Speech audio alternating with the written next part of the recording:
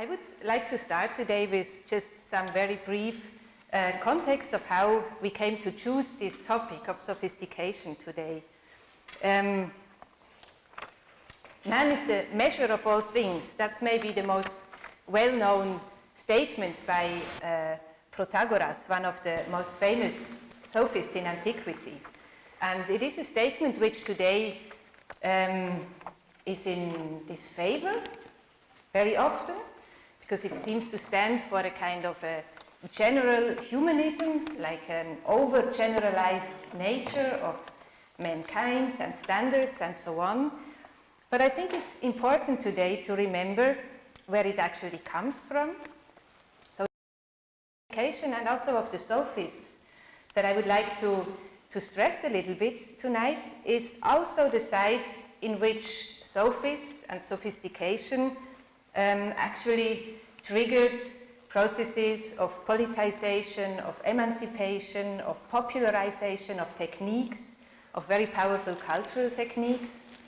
In essence, this question which Protagoras raises with measure, and as you see from the program, how to deal with space, how to think about articulation on one scope, speaking, measuring, computing, that is quite a leap that we are proposing, and the question of measurement is quite central in it. So the stuff of the origin, where we draw our orders from, this is of course the very stuff of the myth and of the literary forms. But it is also, as we know from the architectural discourse, in the question of the architectonic orders, the Ionian, the Dorian, and so on, a context which usually stood in an ethnic background. So there is a side from which we must read the statement by Protagoras, measure, man is the measure of all things, as a first attempt towards a humanism which is interested in establishing a general kind of humanism, one which is not to be organized by cultural conflict, competition, and ethnical differences.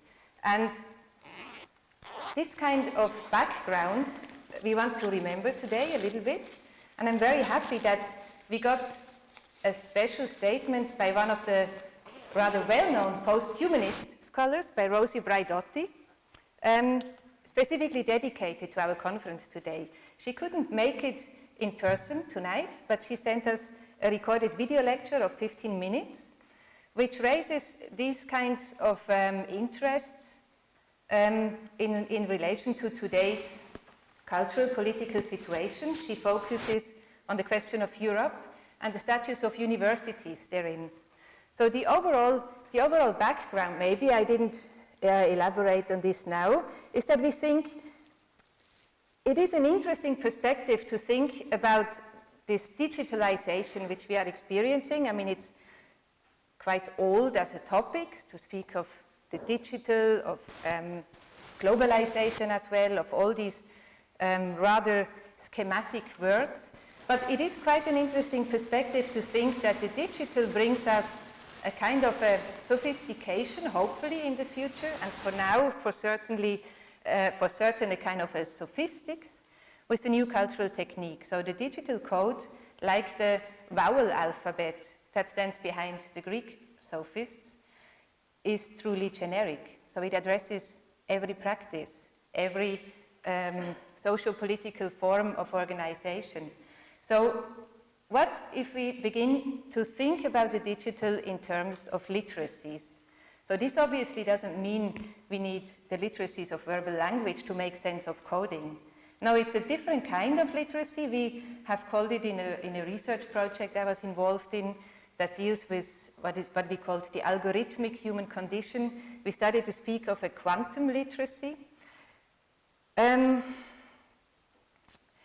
this is also the bridge I want to make to Rosie's statement. So,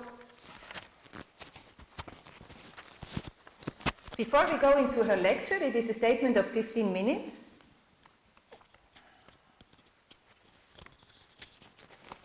I want to thank all the people of our department, the ATTP Department, who made it possible to organize this event today, tomorrow, and on Saturday, and also the Technical University, and especially the Faculty of Architecture and Spatial Planning, which is hosting us tonight in this space, which is quite a privilege, and we hope that you all feel very comfortable tonight.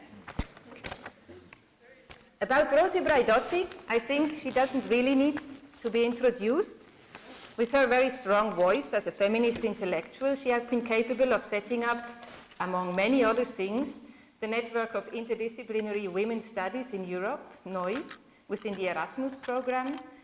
She was the founding scientific director of the Socrates Thematic Network for European Women's Studies, called Athena, which was awarded in 2010, the Commission for Outstanding Contribution to Social Inclusion. Rosi Braidotti currently is a distinguished university professor and founding director of the Center for the Humanities at Utrecht University. Among her perhaps best known books are Nomadic Subjects, and then a book whose title I like especially. It's called La philosophie, là où on ne l'attend pas, philosophy, there where we would not expect to find it. And then, of course, Metamorphosis, towards a materialist theory of becoming.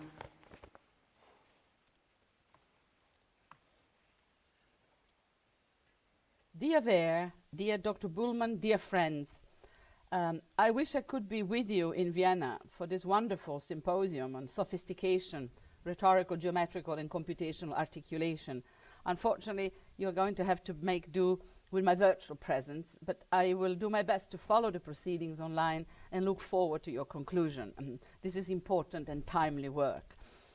So I wanted to contribute to your thinking by looking at two missing links in our articulation of our practice as researchers and scholars in Europe today. One is the notion of Europe itself, and the other, totally interconnected, is the idea of the European University. Now, I've become very concerned about the extent to which one cannot really even start thinking or talking in public about the European Union today without encountering unimaginable animosity, hostility, and resistance. I don't know at what particular point, for people living and working in Europe, the project of the European Union became so unpopular and so completely unwelcome. And I want to question this facile and in my opinion, dangerous Euroscepticism, such as it is being supported not only on the right, but also on the left wing of the political spectrum. Euroscepticism of the right or of the left is, in my opinion, a misreading both of our history and of our present, something that we need to become a great deal more sophisticated about if we are going to make a sense, or any sense at all, of our predicament. Historically, it is simply worth remembering that the project of the European Union is the price that the continental nation states were made to pay for having triggered two Franco-American wars that became two world wars, causing millions of deaths, and particularly after the Second World War, after fascism, the Shoah, and all the related devastations. Europe was demilitarized, the nation states were dismantled, and the first European Union was set up with incredible input and support of the Allied forces. You can really see the genesis of the European Union as an attempt to overcome the recurrent dangerous virus of European nationalism. It was a punishment, not a piece of narcissistic self-indulgence, which is how it is being depicted in a great deal of the press today, particularly in this age of Brexit and Trump hatred for the European project. It is worth stressing the progressive potential and ideals at the core of this notion of the European Union. I have argued for the idea of a becoming nomadic, becoming minor of Europe, the European Union being a reinterpretation, a transformation of European identity away from our nationalistic roots, against the authoritarianism of a certain type of European nation states. Now, the fact that so much of the opposition to the European Union is led by nationalistic, neo-fascist movements proves the point. And populists on the left, but on the right as well, are opposing the European Union on the basis of nationalism, which is being cut down at the regional, provincial, and sometimes city level. It's city against city, province against province, region against region. And I think this kind of fragmented hostility is the worst aspect of our collective history, and I would argue of a certain self-representation on the part of European. The European Union is a way of transcending this, becoming post-nationalist, creating new transnational spaces, remembering with Balibar, but also with the founding fathers of the Union, Altiero Spinelli being the first European Commissioner, being one of them, remembering that Europe is historically condemned to reflect upon its own history, a history that has glorious moments, our science, our art, our theoretical imaginings, but it also has tragic, dramatic, violent moments, our imperialism, colonialism, authoritarian fascism, and our warmongering tendencies. It is not a matter of either or,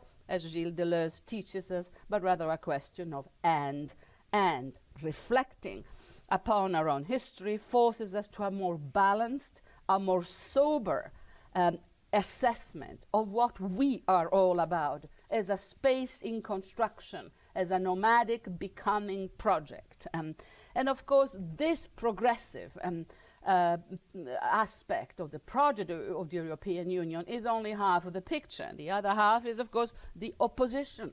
The opposition being a recurrence of xenophobia, nationalism, a sort of a resistance to a centralized a fantasy of a Brussels bureaucracy that overrules the national sovereignty, and the kind of bombardment of Euroscepticism that we are getting at the moment, left, right, and center. We will do well to remember that Putin from Russia is funding directly most of the right-wing movements whose single target is to destroy the project of the European Union. We would do well to consider the importance that illegal activities is taking in this campaign against liberal democracy. We must do our utmost to immunize ourselves, our children and grandchildren from any attraction to the illiberal governance that is gathering such momentum, particularly in Eastern Europe, but not only. We must remember that democracy is never to be taken for granted. It is work in progress, and it cannot continue unless we work for it. Another European Union is possible. It is possible if we make it happen, if we actually join in there, draw Europe away from Fortress Europe, away from its worst neoliberal aspects, making it function as a social democratic space, a space of distribution of wealth, a space where health, education are free, where mobility is free, where we can all actually work together to invent a third millennium worthy of the complexities of our time, a social space as sophisticated as our art, as our sciences, our philosophies. And as a side conclusion to this, before I get to the question of the university, we cannot do any of this political, ethical work unless we share a collective imagination about this new Europe. And why is it that Europe does not make us dream, that we don't get excited about the project? What does it take to construct a social imaginary that is disconnected from nationalism and from hanging on to our traditions as if they were some sacred, holy icons for all times? In the Netherlands, it is the icon of Black Pete, which is an international disgrace, and people are clinging on to it as if Dutch identity itself was at stake in this absolutely offensive image, recalling colonialism and slavery. Culture alone is not enough to save us from the microfascisms that are growing like mushrooms on our doorsteps. We need to cleanse our collective imaginings of this nationalistic delirium, get grounded together and dream better futures, sustainable futures, where we can actually create new forms of citizenship and belonging that do justice to the complexities, the multiculturalism, the diversity of our times. Creating new social imaginaries requires different forms of articulation, from the knowledge of the past to the understanding of the present to some collective dreaming about our future. We need to become more fluent about our own complicated history, be more self-critical but also creative in a productive sense, in order to construct a Europe that makes sense, not in the heroic, self-glorifying, again delirious sense of the term, but as a post-nationalist space where we can actually put the work of our technology and science to the benefit of as many and possibly all of our citizens as possible. This obviously has enormous implications for what the university should be doing. Because if there is one institution that defines the European social space above all others, it is our universities. They are older than most of our nation states. Bologna University is 900 years old, Coimbra 700, University of Utrecht 360 something. We are all ladies out here. We have seen so much happening. We have proved our ability to endure, our resilience across time. And I think at the point of time like this, the university, or the model of the free, open, democratic university is also being questioned, is also under attack by populist rhetorics that considers all elites, but especially academic elites, as enemies of the people, in a rhetorical gesture far more reminiscent of classical fascism than anything else I've heard of late. The university at the moment is struggling to find its place between private or corporate research endeavors and an area of production of knowledge that is coextensive with new media, activism, hacktivism, art practices. Knowledge is being generated today in cooperation with, in symbiosis with so many social factors that the university can be seen as a network of players, of actors, so that we need to constantly work to strike a balance between the forces of tradition and these new innovative forces in the new information society, and also known as cognitive capitalism. So we need both to preserve our mission, which is to train citizens to the rhetorical use of their arguments, of their powers of persuasion, of their dialogical techniques, the sort of stuff that Pico della Mirandola writes about, the importance of being able to argue with each other in the best sense of the humanistic tradition, while at the same time responding to the challenges of our own science and technology and of a labor market that, under the influence of the incredible technologies of today, notably stem cell, neurorobotics, artificial intelligence, and nanotechnologies, is completely changing the shape of what it means to have a job or to create jobs or to lose jobs. Balancing act between the labor market, cognitive capitalism, with a very research-driven corporate sector, and the universities that researches constantly modes of articulation between citizenship, belonging, participation, and criticism. Speaking truth to power is what we do best. We are trained to do so respectfully, forcefully, freely. And the moment these basic freedoms are being questioned, democracy as a whole is in trouble. We need to think of the spaces of critical dialogue, of critical disagreement, as one of the factors that needs to be brought back into a new forms of cooperation between the forces of algorithmic computation, the forces of social unrest, and the great desire we all have to belong and participate. So we need new forms of articulations here, new fluencies, new skills. The universities cannot just be providers of intellectual commodities, although we also do this. We do produce discerning consumers in our students. But we also need to understand the absolutely crucial role that the humanities play, a school of criticism, a rhetorical argument, speaking truth to power. We need a culture of mutual respect between the humanities, the sciences, and the technology. Reciprocity begins with the mutual respect between humanities and the sciences. They are two aspects of a same shared desire, the passion to comprehend, understand the world that we're in, and to improve it for the benefit of all. And last but not least, we need to reshape the collective imaginary for the third millennium. We need to work together to craft visions for sustainable futures on the basis of the convulsive transformations that our own science and technology are bringing about. And this takes us back to the project of the European Union. We can only do this in a transnational, transversal manner. I think that the humanities scholars today needs to be described as a scholar that attempts to strike a balance between the symbolic capital of tradition and the high innovation and the schizoid speeds of transformation of the present.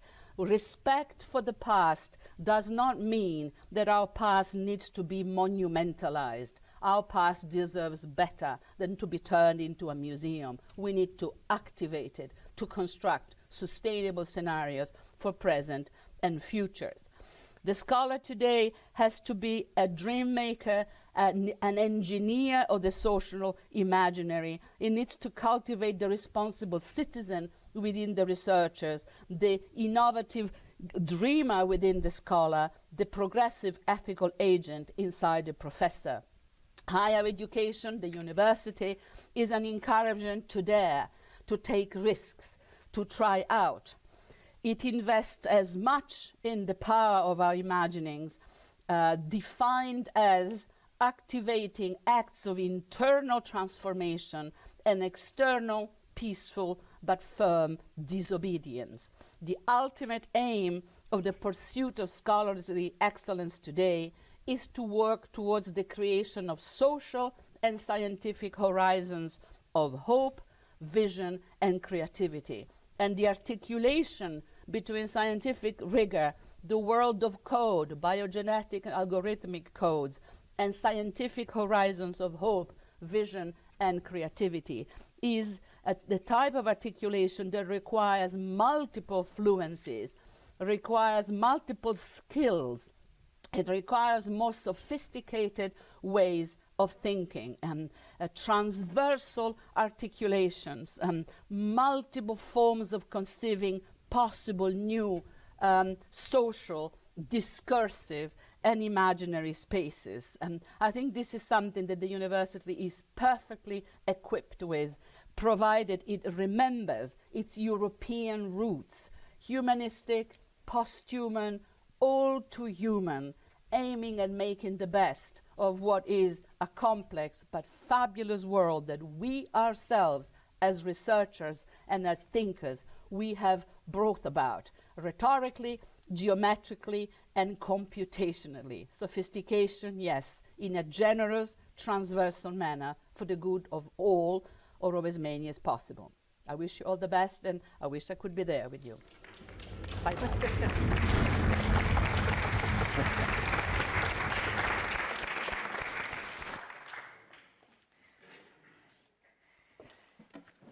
So, very forceful statement, as always, with Rosi Braidotti. Part of the interest in sophistication is, of course, also to find other ways than agitation today. So that's one of the personal interests as well. There was a statement by, I was very surprised, by Slavoj Žižek, actually. I think it's 2 years past or so, stating, don't act, think. To hear something like that by a Marxist scholar is quite surprising, And I think it's an interesting point of view. So what we want to do in this conference is exactly this.